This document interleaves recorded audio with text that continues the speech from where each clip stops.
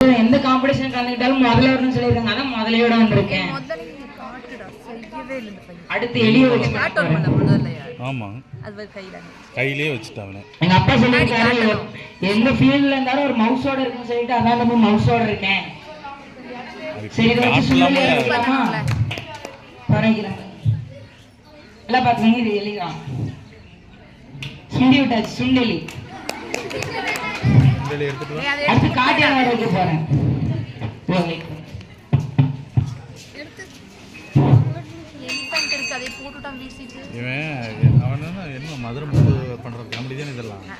எல்லாம் பாத்துக்கோங்க. சாதா யானை எல்லாம் பாத்துட்டீங்களா? அவ்வளவுதான். காட்டு யானை காட்டியாச்சு. சூப்பர் காமெடி தம்பி. சரிப்பா. தம்பி கையில கட்ட வச்சிருக்கீங்க. யாரையும் அடிக்க போறீங்களா? இல்ல, நான் கட்ட பிரம்மச்சாரி, அதனால கட்ட வச்சிருக்கேன். ஐயோ. அடுத்து வந்து விருதுநகர் வர வைக்க போறோம். எப்படி தம்பி? இது வெயிட் எல்லாம் பாத்துக்கோங்க. இது விருது, சாதா விருது. விருதுநகர். Super comedy. சரி அடுத்து நீ ஜோக்குள்ள போயிடலாமா?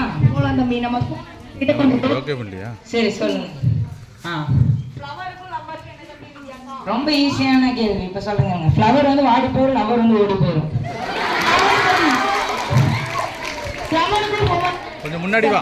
ஹெமன் வந்து உயிரை மட்டும்தான் எடுத்துட்டு போவாரு. ஹுமன் வந்து உயிரை தவிர மற்ற எல்லாத்தையும் எடுத்துட்டு போயிடுவோம். அடுத்த என்ன கேள்வி?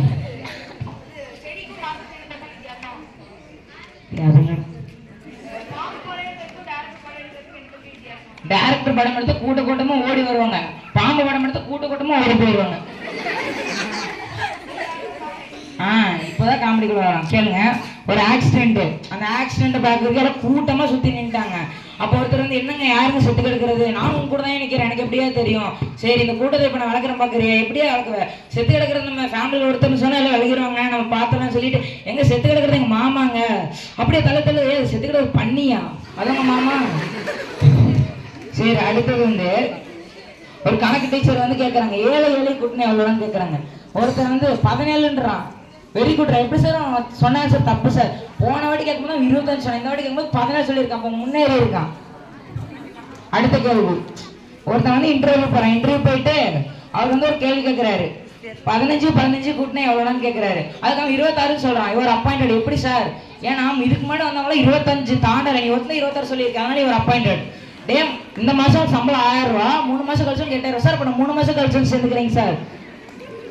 சரிடா சிவா, வேலை கட்டணும் வந்துடுறான். வந்ததுக்கப்புறம் ஒரு வாரம் கழிச்சு வேலையை விட்டு தூக்கிடுறாங்க. ஏன்னா உன்னை வேலை விட்டு ஒரு வாரத்தை கழிச்சு தூக்குனாங்கன்னு கேட்டு ஃப்ரெண்ட் கேட்கறாங்க. சொல்றான், டே டை கட்டி போனதுக்கு வேலையை விட்டு தூக்கிட்டாங்கடா. இந்த டை கட்டி போனதுக்கு வேலையை விட்டு தூக்கிட்டாங்களா? என்னடா கம்பெனி?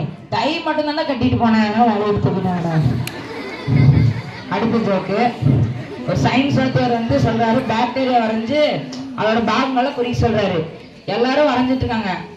ஒரு பையன் வந்து சார் வரைஞ்சு முடிச்சுட்டு டக்குன்னு சொன்ன உடனே கொண்டு போய் பேப்பர் கொடுத்துறான். என்னடா அதுக்குள்ள பேப்பர் கொடுத்துட்டேன் சார், என்னங்க சார் அப்படின்னு கொடுத்தா அந்த பேப்பர் ஒண்ணுமே இல்லை. என்னோட பேப்பர் ஒண்ணுமே பெரிய பேப்பர் பண்ணி கொடுத்துருன்னு கேட்கும் போது, சார் நீங்க சொன்னீங்க பாக்டீரியா கண்ணுக்கு தெரியாது. அப்புறம் எப்படி சார் எனக்கு கண்ணுக்கு தெரியும் அப்படின்னு சொல்லியிருக்காங்க. கண்ணாடி போட்டு பாருங்க சார் அப்படின்னு சொல்லி.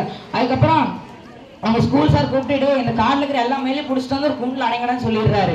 இந்த பசங்களும் எதுக்கு சார் சொல்றேன்னு தெரியாம எல்லா மேலும் கொண்டு வந்து அடைச்சிடறாங்க. கூண்டில் அடைச்சதுக்கப்புறம் அதை அந்த கூண்டை எடுத்துட்டு போய் வீட்டில் வச்சுக்கிட்டு தூங்கி எழுந்திரிச்சோன்னா ஒரு மேல ஓட விடுறாரு. அப்புறம் வந்து என்னடா நம்ம பிடிச்ச மேல ஒரு ஓட விட்டே இருக்காருன்னு போய் சார்கிட்ட பயந்துக்கிறான். சார் நான் கஷ்டப்பட்டு பிடிச்ச மேல ஏன் சார் ஓட விடுறீங்க? டாக்டர் என்ன தினமும் காலை எழுந்திரிச்சுன்னா ஒரு மேல ஓட விட சொல்லியிருக்காரு, அதனால தானே ஒரு மேல ஓட விடுறேன் அப்படின்னு சொல்லிட்டான். அதுக்கப்புறம் ஒருத்தர் வந்து கண்ணு தெரியாம அவன் ஃப்ரெண்டு கிட்டே எனக்கு கண்ணு தெரிய மாட்டேங்குது என்ன பண்றதுன்னு கேட்க, எனக்கு பேர் போன டாக்டர் ஒருத்தர் தெரியும்டா, அவர்கிட்ட போய் ட்ரீட்மெண்ட் கேட்கலாம்னு சொல்றாங்க. இவங்கள போறாங்க, எங்களோட டாக்டர் பேரே காணும். அதான் சொன்னேன் பேர் போன டாக்டர்னு, அதான பேரே இல்ல. சரி டாக்டர் எங்கடா இருக்காரு? அதுவும் மேலே போ அப்படின்னு சொல்றாங்க. உள்ள போய் மேல டாக்டர் பாத்துறான். டாக்டர் பார்த்து டாக்டர் எனக்கு கண்ணே தெரிய மாட்டேங்குது, எதை பார்த்தாலும் 2 தெரியும் சொல்றான். சரி சோப்பில் உட்காரு சார். டாக்டர் சோப்பா 2 சோப்பா தெரியும், எந்த சோப்பில் உட்கார்றது? போட அந்த சோப்பில் போய் உட்கார்றா. சரி ஆப்ரேஷன் ஸ்டார்ட் பண்ணிடலாமா? ஃபர்ஸ்ட் ஹாஸ்பிட்டலை பத்தி சொல்லுங்க சார். ஹாஸ்பிட்டல் நம்ம ஹாஸ்பிட்டல்ல என்ன எல்லா சிறப்பு இருக்கு, சுடுகாடு கூட இருக்கு நம்ம ஹாஸ்பிட்டல்ல, இங்கே நீங்க எல்லாம் பண்ணிக்கலாம். சரி ஆப்ரேஷன் ஸ்டார்ட் பண்ணலாமா? ஸ்டார்ட் பண்ணலாம் டாக்டர். ஃபீஸ் எவ்வளோ டாக்டர்? ஃபீஸ் வந்து 5001 ரூபா. என்ன சார் 5001 ரூபா? 5000 ரூபா எங்களுக்கு, நீ செத்துக்கப்புறம் வைக்கிறதுக்கு 1 ரூபா. என்ன டாக்டர் இப்படி சொல்றீங்க?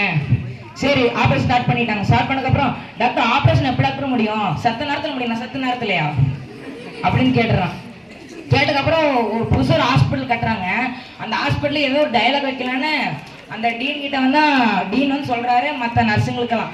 அப்போ வந்து ஒரு நர்ஸ் சொல்கிறாங்க, எனக்கு ஒரு டைலாக் தெரிய சொல்கிறேன், கூட்டிகிட்டு வாங்க தூக்கிட்டு போங்க, பணம் எங்களுக்கு பணம் உங்களுக்கு. அடுத்த ஜோக் வந்து